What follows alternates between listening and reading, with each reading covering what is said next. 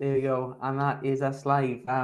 Welcome to another MMA UK Late Show. My name is Lewis Smith, and tonight we're going to be discussing Cage Warriors Trilogy that's coming up this week. First one tomorrow, which is Cage Warriors 127, and then obviously into Cage Warriors 128 and 129 on the weekend. So a big weekend of fights. We've got a hell of a lot of good fights coming up this weekend as well, and obviously we're going to be talking about some of them tonight, and in probably the best company you could be in UK MMA to discuss it. We've got none other than fresh out of Altamiri, Richard Shaky Shaw, or as we're now calling him, Skakey.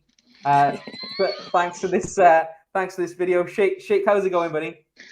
Oh, good, Lou. Oh, good. Not the best with technology, but we're here at last. All you keep you and James meeting.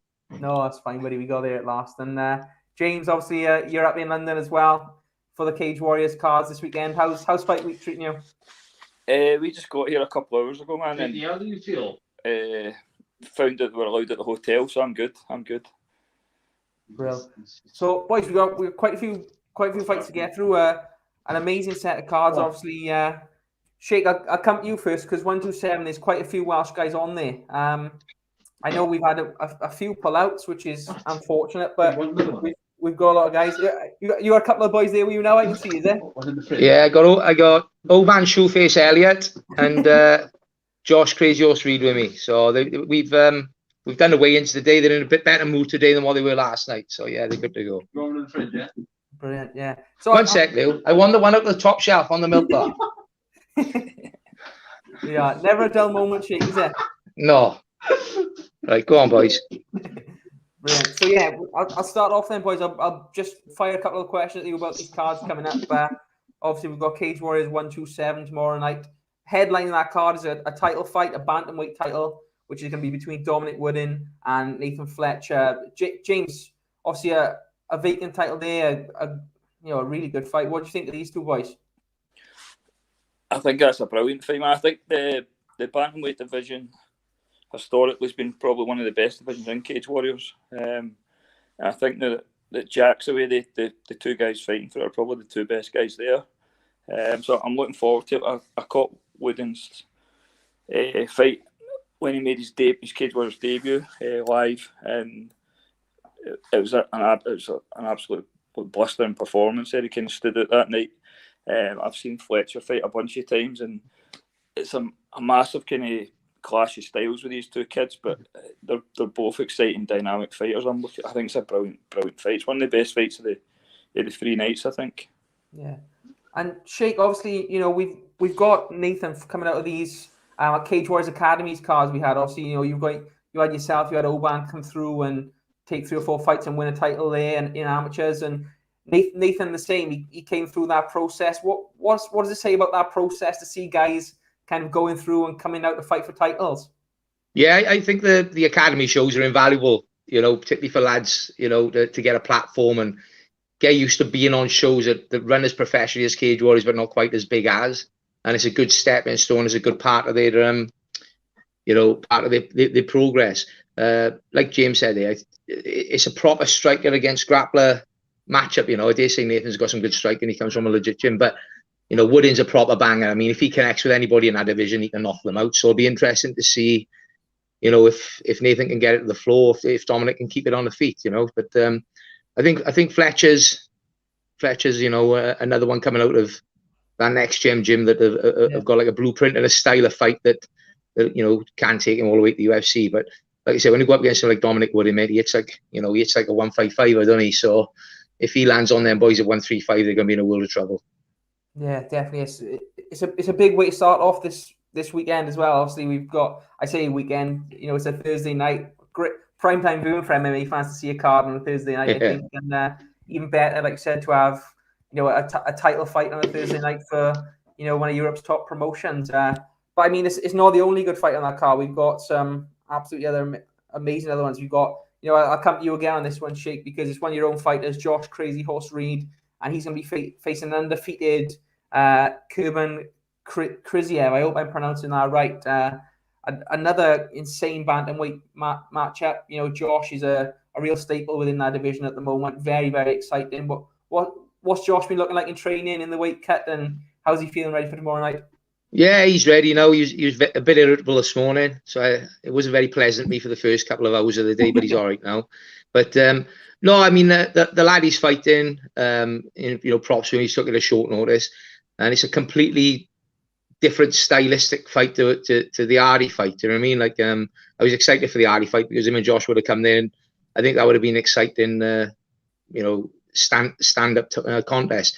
This lad's coming in. We can't find a lot on him, to be honest. He's quite an unknown quantity. From what we have got, he's a legit wrestler. So it'll be interesting to see. He's faced wrestlers, he's faced strikers, so he's ready. He's trained hard. He's had a great camp. He's injury free, and Josh is Josh. He'll turn up tomorrow and he'll give it 100%. Yeah, I think that's definitely what Josh is known for. Like you said, he's maybe a little bit irritable on the weight cut, but when it comes to fight night, he always puts on a show, to be fair to him. And I mean, like you said, I think this is one of those cards when we have these trilogies, it always ends up being so many fights that we do tend to get a lot of pullouts. I think that's been kind of a common thread throughout this. I mean, I'll come to you on this one, James. Late sort of changes. What's your sort of take on that? Like, how would you sort of go about adapting game plans when you are going to take a fight short notice and it's maybe a completely different style? I think it's just part and parcel of professional fighting, really. It's going to happen. It's going to happen to everybody at some point if you're in the game long enough. I think Josh's experience will be a factor. He's obviously been in Cage Warriors a lot. He's faced a lot of different styles and stuff. I think that kind of bodes well for him. But you never know what you're getting with some of these guys. Like Sheikh said, you can't find a lot of tape on them or much, like even in terms of like interviews and shit like that. It's hard to get a read on what's coming. But I think if you're a professional fighter, it's going to happen. You're going to have pull-outs. You're going to have switches last minute and stuff like that. And it's just something you kind of have to deal with. Yeah, I think I just touch on what James said there. It is part of being a professional. The key for me is like we don't spend a huge amount of time looking at game plans all the time. Like we look at a fight, they look at his strengths, weaknesses, we'll pick points out of it. But we've had so much bad experience as a team. You know what I mean? Not just Josh with this one, but with lots of the guys in the team at professional level where it's turned upside down at 24 hours notice sometimes. So all that game planning goes out the window. So we tend to try and focus on the strengths of our fighter rather than game plan for whoever's coming in, because as James said, this guy's an unknown quantity, and to be honest, I can't find anything on him. Yeah, I think where you spoke about the team, it's one of those ones where you like, I know you've obviously your son Jack Shaw is in the UFC and he's had this problem kind of right the way through from Cage Warriors. Yeah. Right the way through, even now in the UFC, he gets a lot of pullouts, doesn't he? So I think, it's not just a Cage Warriors issue. It's something that as you've got the levels, it continues, and I suppose it's better to learn early doors with that. Would you say? Yeah, agreed, mate. I mean, it's what if you've had a camp and you're a real fighter, and if somebody presents an opportunity for you to keep that match up, 99% of fighters should be taking that opportunity. It's all part of the progress, and as you said, down the line it can flip. So you're better off getting these situations sorted early on in your career as well, I think. Yeah, no, fair play. So yeah, but how do you see this one going? Can we get a prediction from you, or is that? Yeah, I never get, me, Lou. I never get predictions, but I don't, because I think it's disrespectful, and also it sets up the fighters for if I say Josh is going to win by knockout in round 1 and then he dominates for 3 rounds, people still focus on the point I said he knocked him out in round 1. So if it goes a decision, or one thing with Josh, he's underrated grappler. You don't get to see his grappling a lot. If you see him in the gym, he's high level brown belt in BJJ. He's got some good good ground skills. We've just not had the opportunity to showcase him at the moment. So I'm comfortable with him on the floor, standing with this kid, and we're coming for the win. If that's by submission, knockout, or decision, we'll take either of the 3. Yeah, fair play. And that on to the next fight then. Another Shaw mixed martial arts fight there. Probably one of your most outspoken fighters as well, I dare say. Oban Elliott, he's going to be facing George McManus. He's coming back up into the welterweight division. Obviously a place where he gained a lot of success in the amateur ranks. He took a couple of lightweight fights early doors, but he's now moved back up, and he's got a tough fight ahead of him, Sheikh, isn't he? Yeah, it's he's still young, Oban, so his body's still filling out. I think lightweight was a comfortable cut for him early on in his career, but I think, you know, he's still growing now, and I think he will fill into a good size welterweight. So good tough fight for him. I've known George since he was a kid. I know his dad well. You know, they were on, him and Noah Jack were on the BJJ circuit as 8-9-year-olds, you know, back in the day. So I've seen him progress. He's got good stand up. He's an excellent grappler. You know, he's picked up a lot of submissions on some of these sub-only events. You know, so we're in illusion. But you know, if Oban turns up on the day and performs in the cage like he does in the gym every week, he's going to be a problem for anybody in our welterweight division, you know, and he can go as far as he likes, really. As I said, it's a tough matchup, but again, you know, without any predictions, we're confident we'll come away with a win at the end of that one. Yeah, definitely. And he's been out for a little while now, obviously, Oban. So I think the popularity he's gained as well. He's got a huge fan base in South Wales. So I think people definitely look forward to seeing him get back in there. And I know I'm one of them. James, do you have any sort of take on these two fighters? Do you know much about them? Lou, you're breaking up. I don't know if it's James having the same trouble with you. I can't hear anything you're saying, mate. There we are. Can you hear him then, James?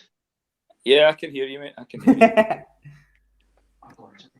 you. I'm looking forward to that fight as well. I'm interested to see Oban back up at welterweight. I like the idea of guys not cutting stupid amounts of weight. I think I'd like to see it more and more. I think, and just going into the cage with more energy and stuff like that. Maybe a wee bit more resistance, taking shots and stuff like that. I think it's a good matchup. But again, Ian Dean doesn't really make bad matchups. If you look across the three cards, they're all competitive fights. And I'm looking forward to it. I think it'll be a really good fight. Oban's a guy I've seen a couple of times and I've been impressed with him. I like his style. I like the way he carries himself outside and stuff like that. There's nothing kind of fake about him. He's just being himself and enjoyed fighting, which is always good to see. Yeah. So something I would have to agree with James. He really is a character outside of the cage, and that's why a lot of people like him. So yeah, we look forward to seeing him back. Miles Painter, a big shout out to Miles, who's watching from home tonight, and he's saying Oban sub in round 2. So good prediction there. And we've got Stuart Stoomboy Henderson, who's saying Shaky's dodgy Wi-Fi. And as we can see, it looks like Shaky might have frozen there as well. So yeah, that's a good shout there, Stu. Shake, you back with us? I'm back now. Sorry, I missed what James said then. Sorry, guys. The internet's playing up better. We've got Stoomboy who's saying Shaky's dodgy Wi-Fi. And it's the Nova Hotel Wi-Fi. We never had this at the Hilton at the last event. Boylan needs to get his hand in his pocket. I'm in the Nova Hotel as well. Oh, you are? You must be higher up than me, James. You're picking up a better signal. And Miles Painter, Shake is saying Oban sub round 2. So yeah, thanks for our prediction there, Miles. But that takes us on to the next Welsh guy on the card, Shake, which is Rory Evans, and he's going to be fighting Wesley Meyer. Obviously, a guy he's fought Jack on one of the Cardiff cards in the past. This is for me, this is a bit of a sleeper fight. I think these are two guys who really always put on exciting shows. I think this is a bit of a sleeper myself. What do you make of this matchup? Rory's underrated as well. I mean, people forget he was 11-0 as an amateur. He's had some tough matchups, you know. He came up against Josh early on in his career, and he picked up, I think, a loss on his debut. But he's been coming up and training with us a bit on a Thursday morning, doing some sparring sessions with Brett and Jack and the boys and Josh. I think Rory will win this quite comfortably. I think he'll get the takedown, and I think he'll stop him within 2 rounds. Yeah, a strong prediction there. James, any thoughts on this matchup? Yeah, I like the fight as well. Meyer's a guy I looked at before. I actually thought he was going to end up fighting Luke Shanks when he was back at flyweight, so I'd had a look at him before. Rory I've seen in the last Cage Warriors and was quite impressed with. I think the thing I get with Meyer is he seems to be very, very hot and cold. Sometimes you see him and he looks absolutely like a world beater, and then other nights it's like just no coming together for him. I think his record kind of indicates that as well. I don't know if he's like 6-5 or something, or 5-6. But Rory looked like a young, well-rounded prospect when I seen him live at the last Trilogy. And I think Maya looks like he's got a wee bit of mileage in the clock and stuff like that. And again, if he doesn't turn up in on a good night on tomorrow night, then he's going to be in trouble with Rory, I think. Yeah, a really exciting fight, that one. Miles Painter is going for a prediction from Maya on that one. But a very, very good fight. And again, I think a credit to Ian Dean's matchmaking there, because it's not a fight I necessarily would have thought of. But, after the last fight, I think Maya had a close loss last time. And obviously we had Rory getting a really good TKO victory over Jimmy Fell. So yeah, I think the wrestling is going to be key in that one. I think if Rory, and he's a good wrestler, Rory, he's underrated. I've seen firsthand in the gym. He's got good takedowns, and I think if he can get his hands on Wesley and get it to the ground, I think he's in with a good chance of stopping the fight. Yeah, fair play. So I'll just talk about a couple of other fights now. We've got Adam Wilson taking on Kingsley Crawford at 140 pounds catch weight, which another exciting fight there. We then got good match. Jack Clark and I can never pronounce his name, Oriak Hale, and that's another bantamweight. So a lot of bantamweights on this card. Yeah. And then bottom of the card, then we've got Liam Malloy versus Ryan Shelley in the featherweight division. So quite a lot of the guys in the lower down weights. So yeah, if you are interested in those lower down weights, this is definitely a great card for you to watch, and that is tomorrow night. Main card is at 9 o'clock on BT. No, not on BT Sports. Sorry, on UFC Fight Pass. And all these fights are going to be at York Hall as well, which is a great fighting venue. So that is going to be Cage Warriors 127 tomorrow night, which obviously then take us on to Friday, which is Cage Warriors 128, and an absolutely massive card there. Main event, James, I'll come to you first for this one. It's an interim title fight. Probably one of the biggest stars in the whole of the Cage Warriors brand at the moment, I would say, in Morgan Charrier, and he's going to be facing a very, very game Paul Hughes. Paul Hughes, he's one of those guys, when he fights, you just want to watch him, isn't he? What do you make of this matchup, James? It's another great fight, I think. Style-wise, I think it's a good fight. Personality-wise, the two guys couldn't be much different. Sherrier's super laid back. Paul Hughes is much more aggressive. I'm looking forward to it. I think Sherrier's striking and stuff's absolutely incredible. I've seen him in workout rooms and stuff like that, and the stuff he's working on is levels above what most of the basic MMA guys are hitting. With his fakes and his setups and his timing and stuff like that. It's on a level a lot of MMA guys are not operating at. Hughes, I think, just seems to carry a bigger threat. I don't know. Sherrier wasn't mega impressive against Jordan over the 5-5s. I don't know if he started slow, try to pace himself or something, but he kind of came back into it. I think Hughes is going to put like a proper pace on him, I think. And I can't see Paul Hughes getting tired. It's whether Sherrier can catch him with clean strikes and hurt him enough to kind of put him away is going to be the kind of deciding factor. I mean, so far I don't think I remember seeing Paul Hughes getting hurt and stuff like that. He seems like he's into Terminator mode almost. I think he's a wee bit more well-rounded than Sherrier. With his grappling and stuff like that. I've not seen Sherrier going to grappling too much. And it's going to be a really, really interesting fight. But it's that kind of finesse and skill set of Sherrier versus Paul Hughes is just like a proper fighter. I think he's going to try and drag him into a bit of a dogfight, and we'll see how it pans out. But it's an excellent fight. Yeah, it's a really big fight, and two guys. I don't know. Both of these guys obviously lost to the current undisputed champion in Vucenic. Do you think both guys will have a bit of a point to prove in this interim title shake? Yeah, I mean, and to be fair, both fights were razor thin decision. I think Paul. I agree with Jane. I think Paul's too well rounded. I think he's got a fantastic cardio on him as well. So I think he'll take him into third, fourth round, and I've got a feeling Paul could stop him as well. I think he's got the skill set on the wrestling and on the ground to finish the fight. As you said, both will come out because both will be looking for that unification title fight with Jordan, and whoever wins is going to be a massive bout, for Cage Warriors. But I think we'll see Paul Hughes against Jordan for the unification personally. Yeah, and both guys as well with this. Both guys have really got a lot of hype behind them in terms of their fan base as well. Obviously, you've got Morgan has a huge kind of YouTube channel and a lot of people behind him. And obviously, out in Ireland, Paul is very popular as well. So it's kind of two clashes of like big fan bases as well, Sheik, isn't it? Yeah, definitely. Like I said, we got a good relationship with that gym over there with Patrick and the guys, and I just like the way they conduct themselves. Guys, they're always turned up. They're fit. They're well rounded. I think they're a really solid team over there. And you see that. They got Kogan as a world champion. You see some of their fighters.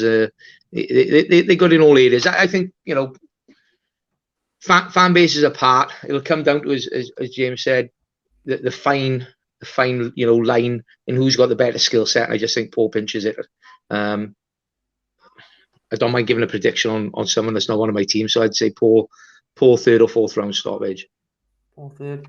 And that actually agrees with Miles in the comments. He's saying, disagrees. He's saying Morgan in the fourth round. James, how do you see this one going?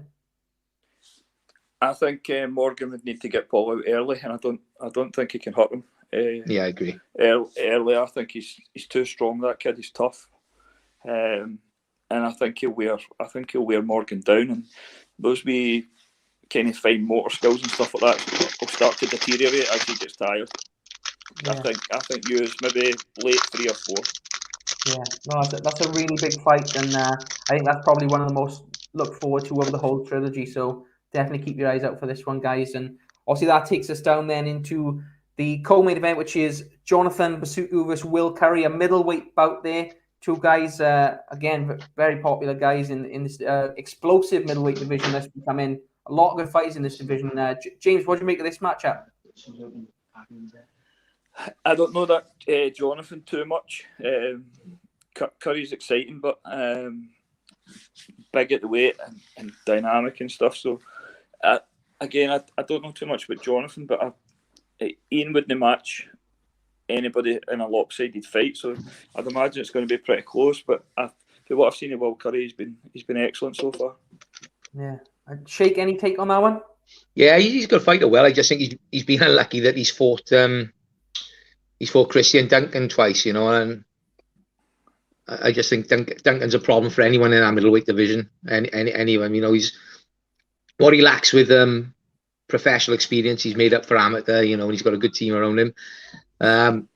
But yeah, he's a good grappler. Will, as James said, he's big for the division. I don't know a lot about Jonathan, and that's not even disrespectful. I just haven't had a lot, of research into him. But Will needs a win, doesn't he? If he goes 0-3 on the Cage Warriors roster, I don't really know where that leaves him. So I'd imagine he'd be hyped up and determined to pick up a victory this time round. Yeah, definitely. So yeah, a big middleweight bout there. Then we move down the card. We've got Yanis Pylagos versus Jesse Holoin. That's a welterweight bout. We've got further down Amamura Singer versus Michelle Martignoni. That's quite a good fight there, James, isn't it? Amamura Singer and Martignoni. Obviously, he got a win last time over. I've lost it. He's got over Maya last time out. He beat Maya, I think. Yeah. Didn't he? So yeah, two good fighters there, and that's a flyweight bout. What do you think of that one? So the Maya fight was the first time I'd seen. He's Italian, that kid, right? Yeah, I think so. And he was a bit in on quantity, and I think he came over and kind of upset the apple cart a wee bit the last time because Maya was coming off a big win. And he looks like he just spoiled Maya's work that night. Amma Singer seems to have all the tools. It looks good everywhere when you see him and stuff. Sometimes I think he just looks a wee bit small at the weight class compared to some of the other flyweights. I know that sounds kind of daft for the lightest weight class, but the Italian kid won't be easy to beat. Maya's a good win for him. Adam can definitely beat him and stuff. It just depends on who gets their game flowing. If Adam can get into a bit of rhythm and get flowing with strikes and stuff, then he looks exceptional. But the Italian guy's got that kind of. It looks like he maybe hits a bit harder, but he's also got that kind of spoiler style. They could just make it a bit, maybe get up too close and personal with him, maybe muscle him a wee bit, and it's going to be a competitive fight. I probably lean towards the Italian kid winning, actually. Yeah, I think after the last fight, I think he's definitely got a good shot at that one. I'm really looking forward to that one. And then, obviously, Sheik, I want to come to you because I know this next bout, you've got a little bit of experience. He's an opponent of Josh's. Is Gerardo Fani against Liam Gittins. Liam has been some really exciting fights over the last couple of months. I think Gittins will win. I think him moving down to flyweight is a good choice. I think a flyweight is going to be a problem for most. You know, he was strong and powerful at bantam. Now he's come down to his natural weight class. I think he's going to be a problem. I've only seen Fanny fight in it was the title fight. He went up a weight, didn't he? I've got the right lad, haven't I? Yeah, I think so. He went up. Yeah, I think he fought Cartwright. Cartwright, but he's naturally a flyweight. He's gone up and fought Cartwright. You know, Cartwright's a different level up there at that weight. I think he'll come down, and I think Gittins will be too much. I think Gittins will stop him. Yeah, so I mean, again, we could probably say this all night, but shout out to Ian Dean, because that's a hell of a matchup there. So yeah. I just want to mention he's been a bit moody this week as well. The Dean Amin, all his pullouts have put him in a bad mood. Well, I've had a few tellings off him this week. Fair play. Don't want to cross the Dean Amin shake. Yeah. And then Shake, I'll come to you for another one. It's a prelim card, which is Aiden James versus Felipe Rouche. Aiden obviously is quite well known to you. I know he's a Chris Reese fighter, but he comes up with the boys up with you a little bit, don't they? Yeah. What's Philip's record? Have we got that there? I haven't got it there, Shake. Yeah. No, I don't know a lot about it. Like Aiden's another one. I think he's a little bit. He's been under the radar. You know, he picked up a loss against Cameron Else, who's moved on to the UFC. But you know, again, I've seen firsthand in the gym when him and Rory have visited and trained with the boys. He's really good all round, and he's big for a bantamweight. I mean, I think he's 5'11". He's got a really long reach. He's going to be an awkward fight for anyone at bantamweight in Cage Warriors. His striking's unorthodox. You know, it's not like a neat kickboxing style, but he's got a really effective striking. He's got good wrestling, underrated wrestling, and you know, he's a BJJ black belt under Chris Reese, so you know he's going to have some good ground game. But yeah, I fancy him come in, make a statement, and get the stoppage. Yeah, another big fight from another Welsh guy. It's quite a big Welsh representation on these cards this time, Shake, isn't there? Yeah, there are a lot of Welsh lighter guys as well. You know, if you have a look at the history of the guys that's been successful, you know, in Wales, you've had Brett Johns, Jack Shaw, Josh Reed, Rory Evans, they're all 61 kilogram fighters. Do you know what I mean? So strength and depth at that weight division. But yeah, I think you know, Aiden turns up and is on form. I think he comes away with a win there. Yeah, brilliant. And then that leaves us then with James Sheehan versus O'Meal Brown, a welterweight fight. And the opening of this card is going to be Kamil Wozniak versus Luke Riley in a bantamweight division. So another great card there. That's Cage Warriors 128 on Friday. And that takes us then obviously to the last card, which is on Saturday evening, 2nd of October. Again, York Hall, London, and that is going to be headlined by a flyweight title bout. Another one which I'm really looking forward to, when obviously, James, we got one of your guys on there. That is going to be between former champion Luke Shanks, and he's going to be taking on long-time contender Sam Creasy. Sam's another guy who's been around. Well, seems like forever he's been around in that division. I've seen him on so many cards now. James, what are you making of this matchup for your boy Luke? I knew he'd have to fight. He'd have to fight Sam at some point, just because he's at the top end. Both of them are at the top end of the division. I think they've actually trained a little bit together, so they'll have a wee bit of a read on each other's games to an extent. But it was a while back. They've obviously both developed since then. Without giving too much away, the way I can look at this, I think Sam's probably a better martial artist than Luke, if I'm being completely honest.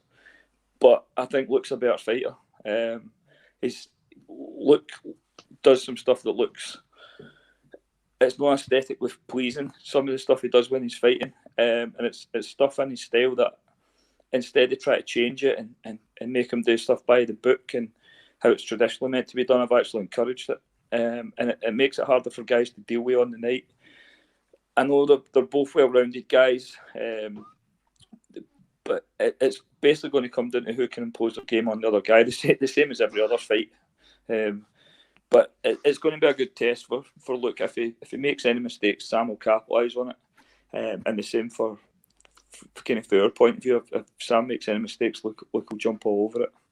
Yeah, I think it's such an interesting story for Luke as well. Obviously, he came in, he won the belt, he lost it to Jake Hadley, then had a great matchup with LeBlanc last time, I think it was. He's got a win there, and he really looked great again in that fight. So to see him compete for a title again, I think it's going to be very exciting. And Sheikh, what do you make of this matchup?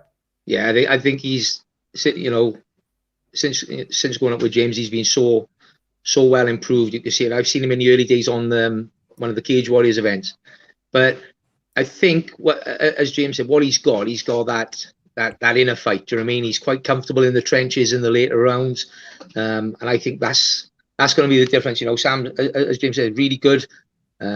Technically, he's a fantastic fight in all areas. You know, good striking, good wrestling. He's a BJJ black belt. He had his black belt recently, but I think the type of grind that Luke puts on people, particularly over a 5-rounder, I think Sam would have to dig deep to stick with him over that grind.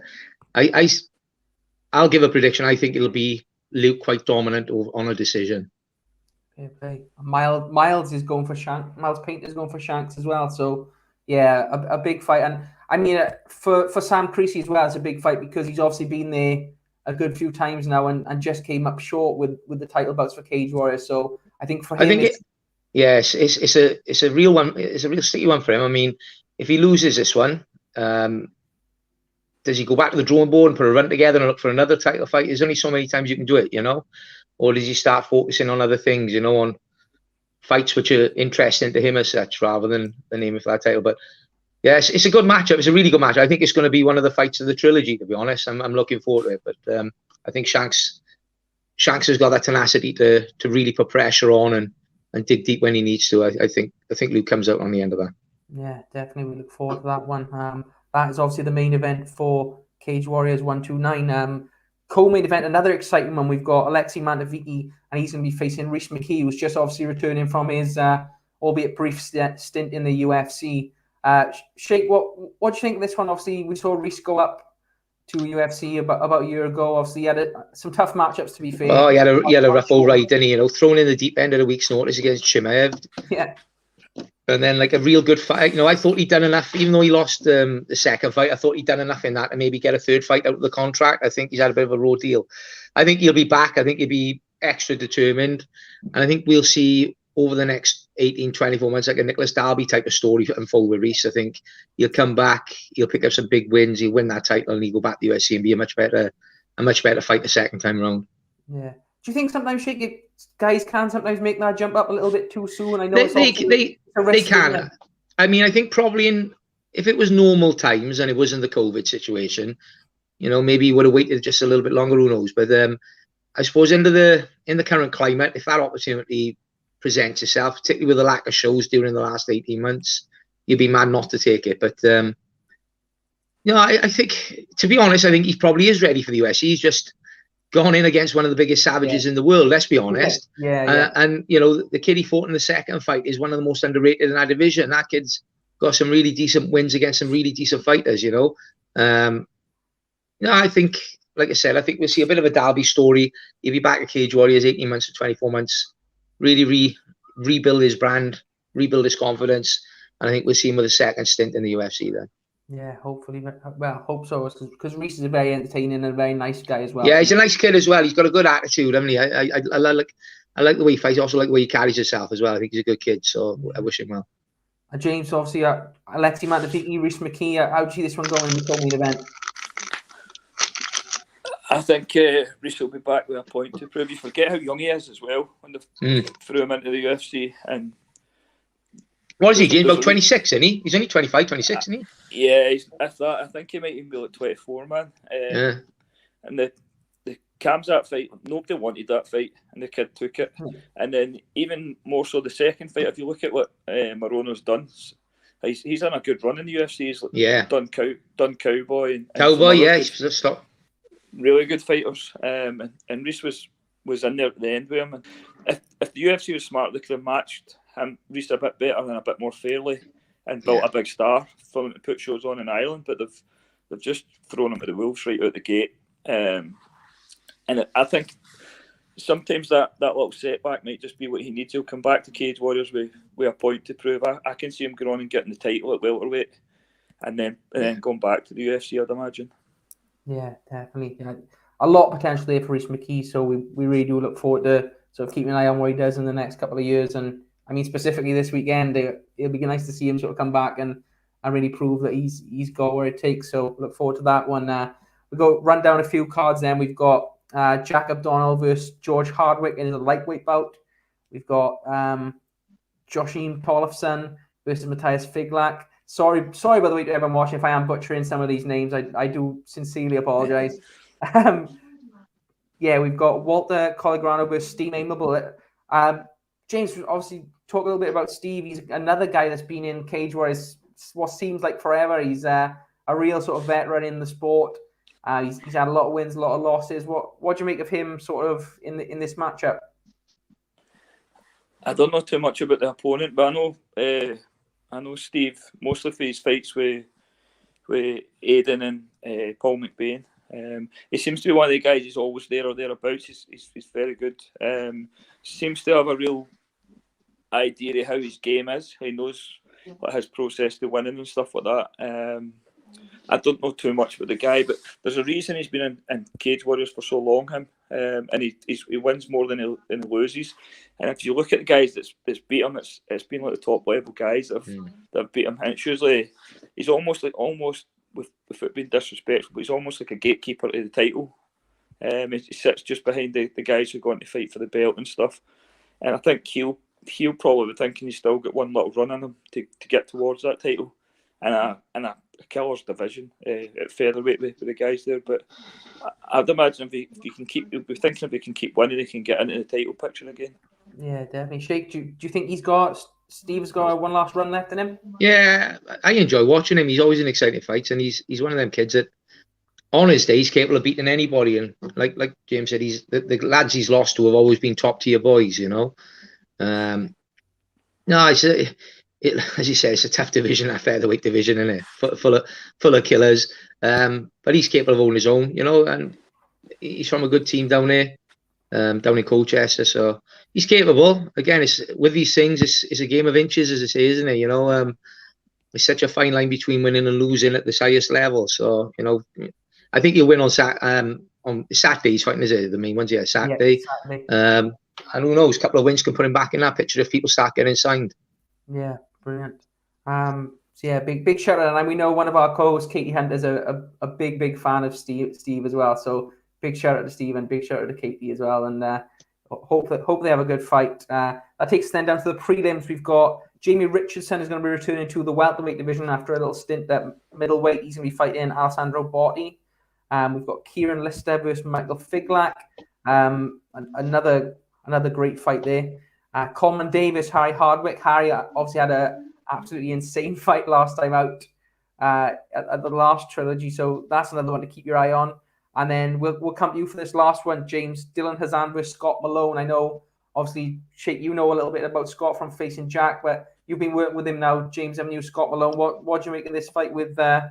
And obviously, Hazan is a guy that I believe he beat Josh in his last fight. So yeah, what do you make of this one, James?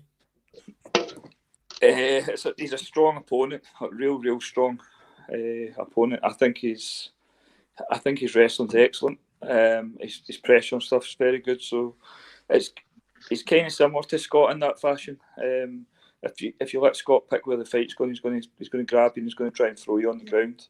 It'll basically come down to who can get either the fight to the fence. They're both very good at using the fence, or who can get the guy to stay in the bottom. There's going to be some mad scrambles and grappling exchanges in this. I think Scott hits a bit harder with singles and combination punches. He's got a wee bit more versatility. We looked at his last fight and seen Josh hitting him with leg kicks and stuff like that, so we know there's options there.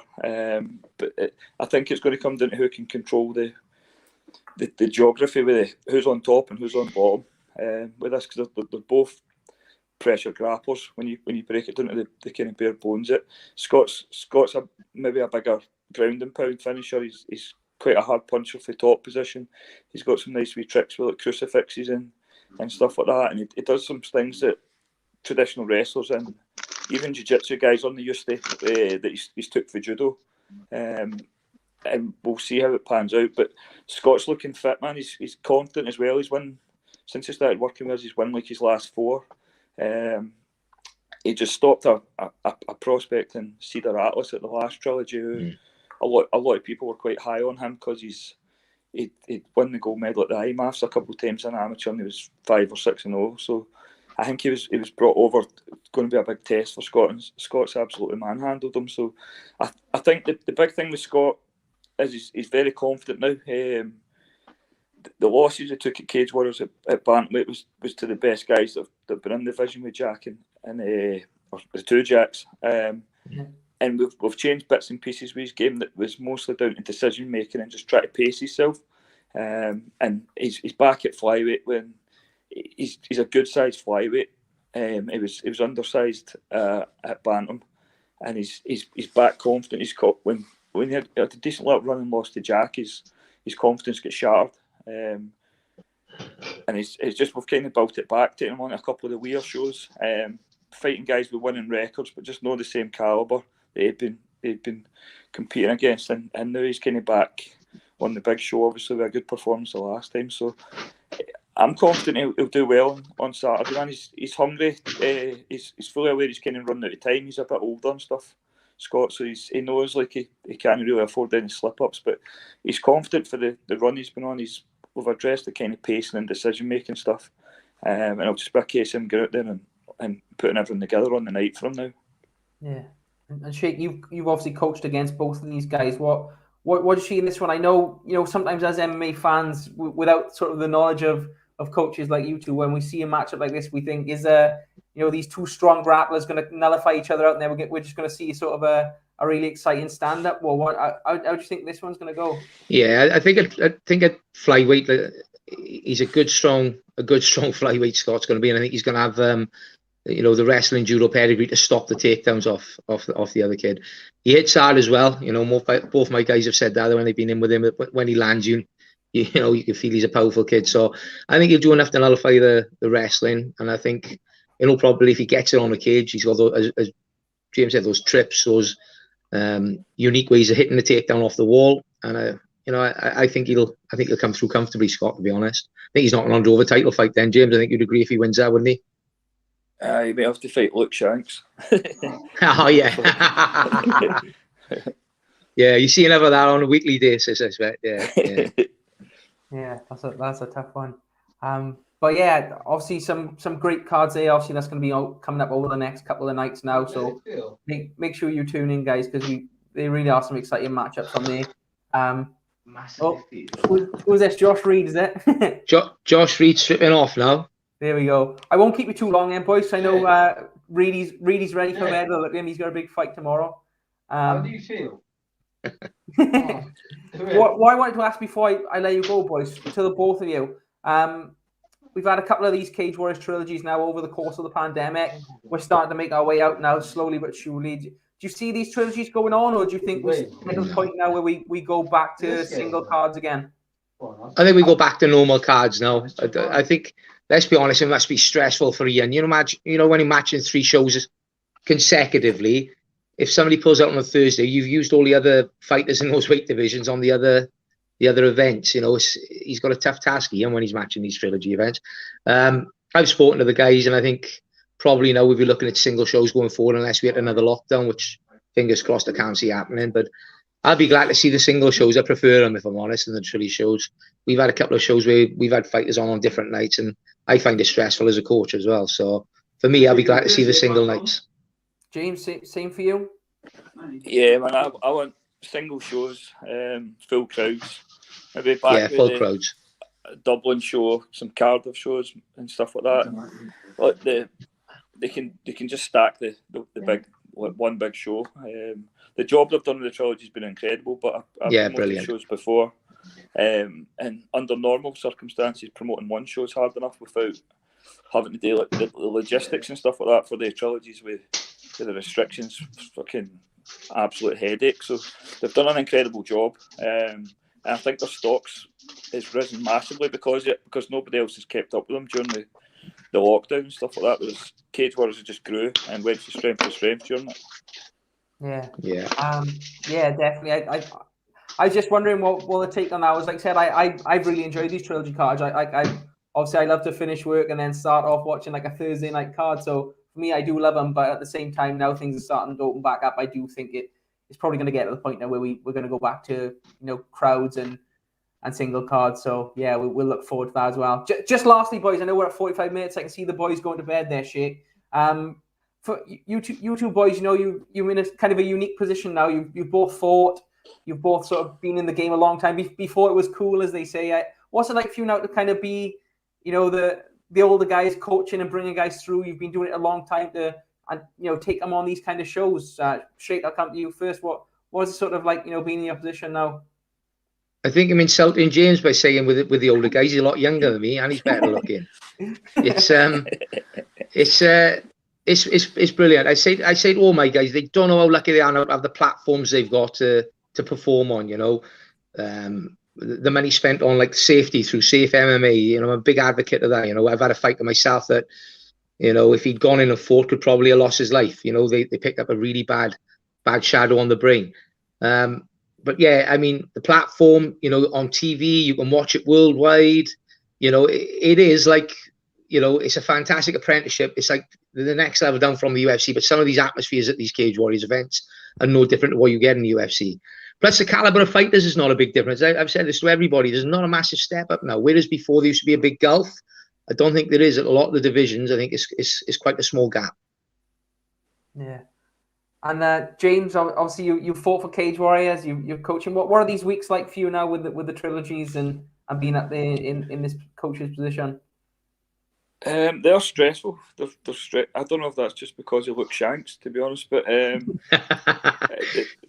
fighting was always easier than coaching for me. It could be a wee bit more selfish when you're fighting, and you had a bit more control over stuff. Whereas the coaching stuff, I can control what happens in the gym and the preparation and stuff. But when they go in there, you're kind of left at the side with try to give some input and stuff like that. But it can be stressful, man. The trilogies, what Shaky said, is when you're doing it night after night, it's completely different. It is because coaching one fight's draining. I've had multiple nights where I need to get home and just lie down with the lights out when everybody else is away out, fucking getting drunk and eating pizza. I need like a quiet room, a dark room for 10 minutes. And that last trilogy, we had the 4 guys on there, the 3 nights, and you're always thinking that the chances of getting 4 wins at that level is not going to be easy. And then as we were kind of getting closer and closer to the last fight during the week, I was like, fuck, we can do this. But it's stressful, man. I preferred the fighting, to be honest. I'm better at coaching than I was at fighting, but it was easier for me to fight than it was to kind of sit by the side and just let stuff play out to an extent. Yeah, fair play. Well, boys, hopefully it's not too stressful for the both of you. Obviously, you've got a lot of guys on there, and hopefully you all get a lot of wins. So, I want to say, first of all, a big thank you. I know, obviously, you've got quite busy schedules this week, so I really appreciate the time and coming on to talk me through some of these fights to give your expert opinion. Shake, anything you want to say before we call it a night? No, like I said, I hope this will be the last. As I said, from a fan's perspective, I get what you're saying. It's wonderful to watch, isn't it? You've got something from a Thursday through to a Saturday, but like James said, it is stressful from a coaching's perspective, particularly if you've got boys on it. Like, we're lucky today, this time round, we've only got the one night, so we can go home, Thursday evening, which is lovely. But I still, like I said, it's a great platform. It's a good opportunity for guys to really, and there's a lot of people watching it. Like Graham said at one of the fighters meetings on the early trials, like, there's no sport on, so everybody's eyes are focused on these events. So I think it's raised a lot of profiles on the card and stood them in good stead. Like, there's probably guys from the USC are watching them on a regular basis, so they're fully aware of who's doing well and who's not. So fingers crossed we have 3 great days, and we'll see a few more stars born. Yeah, definitely. And any last words, James? No, nothing. There we go, boys. Thank you very much, guys. Obviously, tune in to the Cage Warriors trilogy this week. It's going to be on UFC Fight Pass all the rest of the week, every evening for the rest of the couple of days now. Thursday, Friday, Saturday. And guys, good luck with your fights, and I'll see you both soon, okay? Cheers, Lou. Cheers, see you in the morning, James. Ciao, boys. See you, mate. Bye, mate. Ciao, boys.